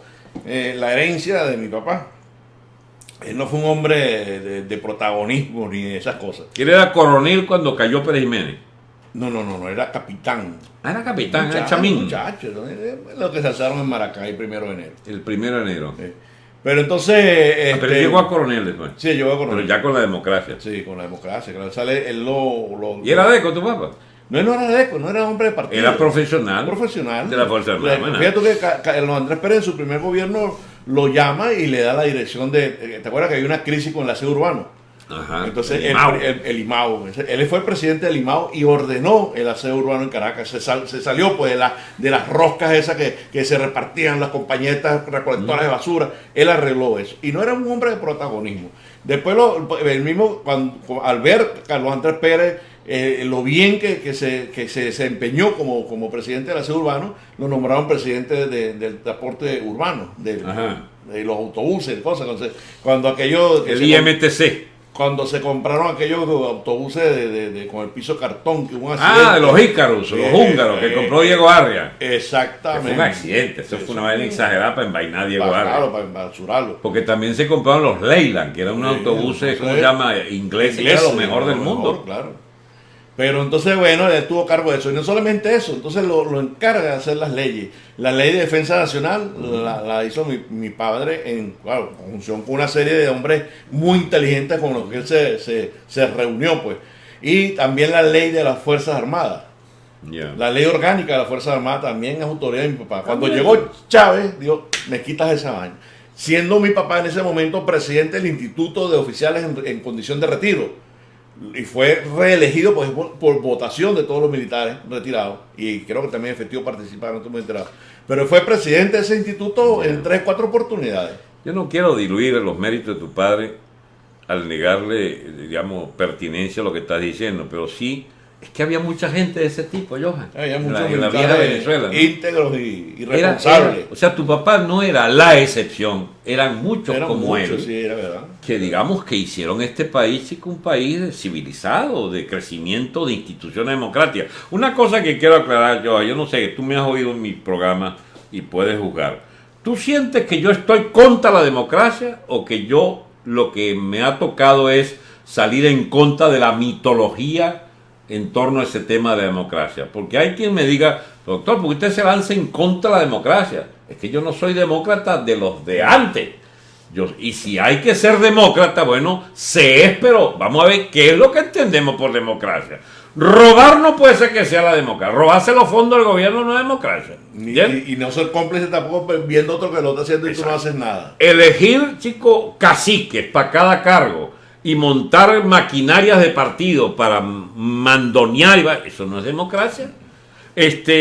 Controlar oficinas públicas para una clientela tuya y coludidos con empresarios privados para robar esa vaina, eso no es democracia. Falsificar mediante campañas de inducción de encuestas y de campañas televisivas llenas de millones y millones de dólares para forzar el nacimiento de una idea, de una creencia de que el candidato debe ser fulano y tal, así sea un imbécil, pero lo rodean de todas las cualidades mediante el marketing publicitario. Esa vaina no es democracia. O sea, cuando yo digo que no soy demócrata, es que no pertenezco a esa fauna, chico, de comprender el país como un negocio y de que si ha de haber control democrático, es sobre todo eso. Libertad de expresión. Yo nunca he estado contra la libertad de expresión. Me parece una estupidez negarse a que se exista la más amplia libertad de expresión. Yo estoy en contra, chicos, que 3 o 4 grandes grupos de televisoras, chicos, diseñen la política del país y escojan el candidato que les convenga, chicos. Como escogió el grupo Globovisión a todos los candidatos de la oposición en Venezuela durante los años de ¿cómo se llama? De Chávez. Es verdad. Entonces, bueno, y yo estoy Venevisión contra. con sus campañas. Y Venevisión en la anterior etapa. No, y después, lo que pasa es que Cisneros después se mantenía como el cardenal detrás de la... Bueno, esa bosta de democracia yo no la quiero. Y yo creo que si se explica bien esto, en el fondo el país lo que quiere es poderse expresar libremente, organizarse libremente y que de verdad la mayoría sea tomada en cuenta como la opinión rectora de para dónde quiere ir la mayoría del país. Eso es consustancial a la creencia de la democracia. Pero lo que hemos construido, chicos, es la bastardización de todo eso. Lo que hemos construido es la demagogia de los partidos clientelares, digamos, y el pacto sin principio de los gobernantes con determinados intereses privados, que fueron los que, o intereses no privados, sino coyundas, camarillas, digamos, secuaces de un grupo de intereses, como esa peste de la élite militar de Chávez, que lo que hizo fue el chico esguazar todo lo que encontró a su paso. Se perdió el país. Y siguen esguazando y se perdió bajo la égida de ellos. Pero si me ponen a hablar mal, compañeros, de lo que fueron las administraciones de los gobiernos democráticos, mire que hay mucha tela que cortar de los vicios enormes que se heredan del primer Carlos Andrés Pérez. Fíjate, no tanto del primer Caldera. Para mí el primer gobierno de Caldera fue un gobierno bobo, un gobierno además inútil. Pero no puede decirse que era un gobierno que engendró los males que sí engendró Carlos Andrés Pérez en la primera presidencia. Yo creo que lo que le restó un poquito a Caldera el estado de bobo fue Renber Tuscate, director de la DICICO. Era de temer, ¿no? Enderezó mucho las cosas. Así es. Pero entonces los males. Ahora, Luis Herrera fue bastante incapaz y dejó perder la moneda nacional. Hay que ver lo que era los pleitos de los grupos privados por agarrar, chico, la tajadota que quedó de los aumentos aquellos de los precios petroleros a partir del boicot árabe, del petróleo árabe, que disparó los precios. Yo recuerdo que ya era $36 el barril de petróleo, que era una cifra pero descomunal. Veníamos de 7, 8 dólares, llegó a 36.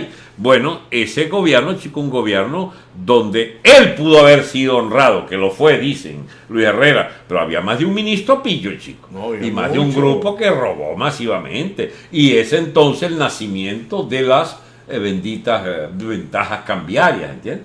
Porque con las ventajas cambiarias o los escogidos que podían pagar la deuda privada con dólares del Estado, ahí empezó las grandes corruptelas después del Viernes Negro sobre todo. Entonces, aquí hay todavía 2 ministros de la defensa que fueron juzgados por corrupción, tenían autodetención. Yeah. Bueno, no le completaron el estado de extradición ni nada, quedaron por ahí, uno los ve hablando todavía, dándose bomba de honestidad. Ahora fíjate tú, Lucinchi, los banqueros me engañaron. Y ese fue un candidato hecho, como tú dices, lo sacaron de ahí, porque claro. Yo iba a pensar que Lucinchi nadie lo conocía como el borrachín. Y la Blanquibañez que tenía traje, esa señora lo terminó yo creo que yo tengo un deber con mis oyentes, sí, de contar una anécdota de Lucinchi. Debe ser muy buena. Es muy buena, chicos, pero es que no lo pinta él sino como lo que era un tipo bonachón. Bonachón, pero al mismo tiempo un hombre, digamos, que sus fronteras no las voy a llamar fronteras morales, porque no era un inmoral, pero digamos, es un poco la personificación de la clase política venezolana. Como yo expliqué en otras oportunidades, él me llamó un día y estaba yo en la Constituyente y dijo, Francesco, yo quiero conocerlo y tal, y venga a mi casa. Y yo fui a su casa y era un tipo entretenidísimo, ¿no?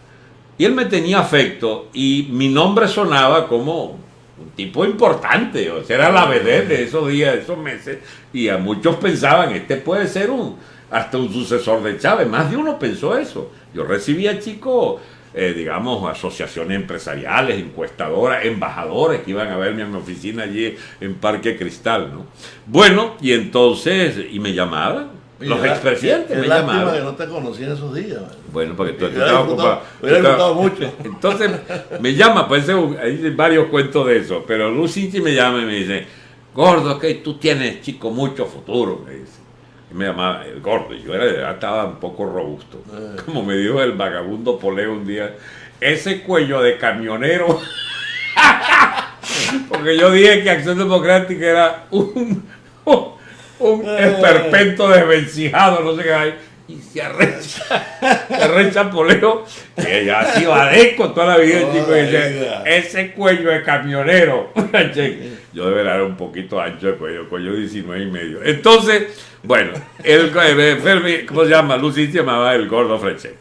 Mira, gordo, yo quiero verte, chico, yo voy a la casa de él. Me dice, gordo, chico, tú tienes que darte cuenta que tienes que cambiar, tú eres muy vehemente, gordo. Tú eres muy vehemente y vas al choque, chico.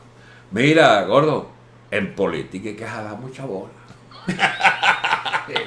Mira, Estaba claro. yo era chico secretario juvenil allá en, creo que era Puerto Píritu. Oriente. Y jalando bola, chico, le pongo la mano a la presidencia del partido en Puerto Píritu. No, jalo bola, chico, no jodas. Y me suben al CES de Anzoátegui. Coño, me voy para Anzoátegui, para allá, para Barcelona, y jalo bola, no jodas, y jalaba bola, carajo. Y llego a la Secretaría General de Acción Democrática de Anzoátegui. Coño, digo yo, mi próximo objetivo es la diputación, chico. Y jalando mucha bola, no jodas. Llego a diputado y jalo más bola todavía, carajo, y llego a la jefatura de la fracción parlamentaria. Coño, gordo. Ahí dije yo, esto va bien. Esto va bien. Esto voy a jalar más bola todavía. Y jalo bola, no, y le pongo la mano a la candidatura presidencial. Sí. Jalo bola, y llego a la presidencia. Y yo digo, coño gordo, me dije a mí mismo, no jalo más bola. Por fin llegué. A donde tenía que llegar. Qué equivocado estaba. Ahí fue donde tuve que jalar más bola. Hay que jalar bola a los curas, jalarle bola a los militares, jalarle bola a los ministros, jalarle bola a los Estados Unidos, jalarle bola a todo el mundo. Ese es la persona. Es un está bueno. Pero es un tipo, chico, de una transparencia así personal, que él te contaba las cosas así con ese espíritu, digamos, de. Bueno, ese es el modelo, chico, del político clientelar venezolano dirigiendo un partido cuya pertenencia o mística del adeco típico era póngame donde haya, compañeros, y que yo estoy aquí para defender su candidatura y su vaina. Y si tú te ves entonces como dirigente de esa playa de ambiciosos y de arribistas y de depredadores del país, tú entonces empiezas a desarrollar esa tesis según la cual a su vez tú para subir tienes que jalar bola como gran profesión de vida. Era un personaje. Es todo lo contrario de esta gente. Todos le dejarían bola a Chávez y a Maduro, pero ahorita el que ponga las tortas es que mientras más torta ponga, sí, aquí mejor te va. Pon la cagada todos los días, que tú ves cómo te vas a hacerte. Ahí está el Michael Moreno. Sí, pero presidente del Tribunal Supremo. Chávez todo lo que construyó en base a incondicionales. Sí, claro. A crápulas humanas. Claro. Que mientras más crápula era, gente desvergonzada, gente sin amor propio. Bueno, ¿y cómo sale este? Ahí está. ¿Cómo sale este piazo loco presidente de la República? Imagínate tú. Un muchacho mandado. Sí, eso era un muchacho mandado. Bueno, mira, ya pudimos cumplir. Y tanto fue tan carápula el otro, Arias Cárdenas, después que el tío que lo ponen en los medios, cuando ponía la gallina aquí al lado, y usted es cobarde, usted es un delincuente, un asesino, que no sé para qué, para ponerse después de rodillas. Gente sin principio. No, chico. Bueno, pues mira, gente buena, decía Sara Romer, gente buena trae gente buena, Alberto, ya usted va a ver, se nos van acercando gente buena, caben, y era cierto. El movimiento que montamos alrededor de la candidatura de Sara Roma, independientemente de las divergencias que se pueda tener con él y de su propia historia anterior y después de su candidatura, etc. Yo lo que puedo recordar de este equipo de Sara Roma es que acercaba gente de cada vez más calidad. O sea, yo estoy convencido de que con un gobierno de alta calidad profesional se nos acercaría mucha gente que puede de verdad, si no sienten ni el peso del partido ni el peso del chantaje de una burocracia de infames, digamos, guisadores, si no es el peso de una coyunda de privada que aspira a privilegios fiscales o de negociado con los créditos de la banca oficial, etc. O sea, nosotros podemos ser parte de un equipo de gobierno que de verdad, chico, ponga orden en la pea, como se dice vulgarmente. Y es para eso que, no sé, a mí me da la impresión de que la gente que te ha rodeado, a mí no me rodea mucho, para serte sincero, salvo los oyentes que no los conozco a muchos de ellos. A los que conozco son gente honorable, a los que conozco. Pero de verdad, Johan, mucha gente que se nos va acercando, son gente que merece la pena tenerlas pendientes para ver cómo hacemos para constituir un equipo de redención nacional. De manera que yo estoy convencido de que podemos, así como nosotros nos juntamos, yo nunca te pedí a ti ninguna, solvencia, porque tú eres tu propia solvencia, pues. Y tú no me pediste a mí ninguna solvencia. No, y tú puedes averiguar lo que sea y vas a descubrir que yo soy mi propia solvencia. O sea, bien, si nos encontramos nosotros, mucha pero gente todo, como tú sabes que nosotros. esto implica enemistades, ¿no? Aquí el otro día te conté que me salen con esta que bueno, pero es que Lucinchi, tú estás ahí pegado de vaina, perdón. Tú estás pegado, tú estás con Franceschi para arriba y para abajo, Lieno. Yo lo visito muy frecuentemente y somos buenos amigos. Su familia la quiero mucho y viceversa, ¿no? Es una relación bonita. Porque es que él está muy cómodo, porque él lo mantiene Sala Romer. Hijo de puta. Y lo mantiene, mira, ven acá, vaya, vamos a aclarar la cosa, porque también es amigo mío, le digo, vamos a aclarar la vaina. Ese hombre lo conozco yo y veo las necesidades económicas por las cuales está pasando, su familia también, y es un hombre íntegro. Yo nunca lo he visto dejar las dólares. Por eso que no llegaste a... No llegué. Nunca pude hablar. Mira, quiero que lo sepan, de Sala Romer, yo tengo un trato con Sala Romer absolutamente respetuoso. Y las opiniones que yo tengo sobre Sala Romer son absolutamente, digamos, objetivas. Objetivas. Lo que pueda decir a favor, lo que pueda decir en contra, lo diría sin ningún ambaje. Pero ese piazo loco que te dijo esa vaina es que no me conoce. Por eso, porque no te conoce que hablan pendejadas. No puede decir alguien que a mí me mantiene Sala Romer. Es un hijo de su madre ese Roltranco de bolsa, ¿entiendes? No, pero es que el comentario es una cadena que han hecho, ¿no? Con eso. No, ya una vez me dijeron que Carratú y yo vivíamos campañando whisky. Sí. Y se le olvida. En Miami Beach. Sí, en Miami Beach. Y nunca supieron que Carratú es abstemio. Y yo soy abstemio de hace 53 años. No pruebo una gota de licor. Entonces, ¿cómo es eso que la campanía whisky en Miami? Yo no sé dónde queda el Miami Beach. Creo que pasé, pero yo paso por una calle que es la Collins, que me imagino termina allá en Miami Beach. Ok. Paralela a Miami Beach. Bueno, yo he pasado por ahí, pero en playa Miami Beach. La gente no sabe además que para poderse dar vida en Miami, chico, tienes que tener miles y miles de dólares. Sí. Esto es una ciudad carísima. Y cuando tú apenas tienes para sobrevivir, bueno, definitivamente no es campaneando whisky que tú puedes ocupar tu tiempo aquí. Ni te ha ganado la lotería, ¿no? Así es. No, chico, menos. Ni juegas. No juego. ¿Cómo me la van a ganar y no si juego? no juega, no tiene la opción. Yo sí juego lotería, el loto, me la paso jugando el loto a veces. Si salgo de esta vaina, tiene crucificado. ¿Pero qué juegas tú? $2 que vas a ganar? Que no puedo ganar más. Yo gasto, puedo gastar $6. Mira, por ahí está el chico, el gran Pedro Lander está por allá, pero no le vamos a enseñar la foto a la gente. No lo vi ni cuando entró, porque ahora como el estudio no nos permite. Eso es tu equipo. Ese es Paolo que puso todas esas luces y toda esa vaina aquí. Parece una, ¿cómo se llama? Un estudio de televisión. La cosa va mejorando. Muy buenas tardes. Buenas tardes, Pedrito. Siempre nos toca defender la cuestión. Paolo Mastro Antonio. No es Pedro Lander el artista. No, señor. ¿Quién es el que nos está nombrando? Ese también es el otro artista. Uno que llaman a Ojeda. No, ese es otro. Ese no, ese es otro. Pues yo creía que era aquel que se echó para atrás. No, ese es un hijo de su madre. Estamos hablando de otro. Mira, yo creo que esto se acabó, ¿verdad? Dios mío, ya Sí, nos pasamos. 33, chico. Ya nos pasamos. Bueno, mis amigos, esto se acabó. Será que nos vemos el lunes entonces. Aquí estaremos. Última hora. Anuncian posible mega devaluación. Dios mío. Dollar Today amenazando a la gente, que lo ponga más nervioso. ¡Corra! Busca más dólares. Dollar Today, ¿qué es lo que sea lo que quiere Dollar Today? Yo nunca he descubierto para quién trabaja Dollar Today. Para ellos mismos. Para ellos mismos, ¿no? Puede tener a alguien en los bolichicos que manejan esa cuestión.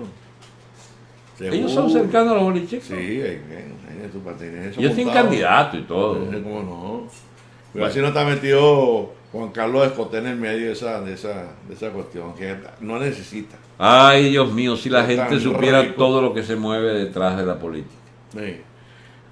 Quiero hoy, antes de despedirnos, de nuevo darle las gracias, las colaboraciones que están graneaditas, que están cayendo por ahí, que permiten preparar una sorpresa que viene por ahí dentro de un tiempo. ¿Tú te refieres a la gente que ayuda a tu grupo de los, Sí. ¿cómo se llama? De los A la Origen 4 aborigen4 @ gmail.com. gmail.com. ha servido muchísimo la ayuda que han dado y le vamos a demostrar pues en qué se utilizó pues la colaboración. Estas lámparas no son de eso. Yo sé que no, bueno, pero ese es potente. la solidaridad el amigo potente lo fue el que trajo eso ahí. Sí. Y yo no sé si me la va a quitar un día de esto. No, que vaya, ¿no? Que da y quita. El diablo lo dice. Así es. Entonces, bueno, buenas tardes entonces. Y de nuevo, muchas gracias. Ahí está Origen 4 funcionando, operando el PayPal. Y pronto van a tener esa gran sorpresa. Pero algo bonito. Debe ser algo fuerte porque ni yo la sé. No me la digo. No te la digo. No que la empavemos. No la digo. Algo bonito. Bueno, amigos, un gran abrazo a todos. Hasta el lunes. Feliz fin de semana. Si hay alguna gran emergencia, por supuesto, agarro mi iPhone y le zumbo un periscope especial. Sí, yo le digo a la gente, si su cooperación da para quitarle el sueño a Diosdado, a Maduro, ya es bueno, de buena inversión. Pero nunca me has dicho si son grandes cifras las que llegan a Boricua o pequeñas sumitas. Ese es para darte chance que digas tu consigna. ¿Cómo es la cosa? No pedimos mucho de pocos, sino poco de muchos. Okay. Grano a grano se irá dinero. No, pero sí, la gente va. Hay gente muy noble. El venezolano es gente noble. Por eso es que uno no deja de pensar en su tierra y de volver al país pronto. Y pronto. Bueno, la gente parece que nos quiere. Ya van a ver. Yo le digo ya van a ver. Cuando digan, coño, nosotros tuvimos un granito de arena en esa vaina. Bueno, ahí está. Te lo voy a decir. Ahí está. Por PayPal. Te compra su PayPal a nombre de Aborigen 4 aborigen4@gmail.com. Quiero decir también comunicaciones, cartas que envían por ahí por ese correo de Aborigen 4, la gente noble, gente bonita, el pueblo venezolano. Por eso es que uno se mantiene ese espíritu hacia el país, ¿no? Porque no lo abandona uno por su pueblo, pues por su gente. La gente es muy noble, el venezolano es noble, gente bonita. Bueno, mis amigos, hasta pronto. Los dejo. Vamos a empezar a tumbar estas cosas acá. Vamos a llamar la propaganda. Quítele el sueño a Maduro. Quítele el sueño a Diosdado. Ayuden a Yoja con Aborigen 4. Aborigen 4, van a disfrutar. @gmail. Se haga reír mucho. Buenas tardes, amigos de YouTube y de Periscope. Que no se rían, Diosdado bueno.